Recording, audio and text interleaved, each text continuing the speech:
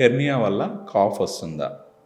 Yes, హైయటస్ hernia అనే condition వల్ల మనకు కాఫ్ వచ్చే అవకాశం ఉంటుంది. ఈ హైయటస్ హెర్నియాలో ఏమవుతుందంటే స్టమక్ బిలో ద డయాఫ్రమ్ ఉండాల్సింది మనకు డయాఫ్రమ్ కంటే పైకి రావడం, దానివల్ల ఈ గ్యాస్ట్రోఇసోఫాజియల్ రిఫ్లెక్స్ అని అంటాం. స్టమక్లో ఉండే యాసిడ్స్ అన్నీ కూడా మనకు రిపీటెడ్గా పైకి రావడం, థ్రోట్ ఇరిటేట్ చేయడం, ఇలాంటి కండిషన్ వల్ల కూడా మనకు ఎక్కువ కాలం నుంచి కాఫ్ ఉండే అవకాశం ఉంటుంది.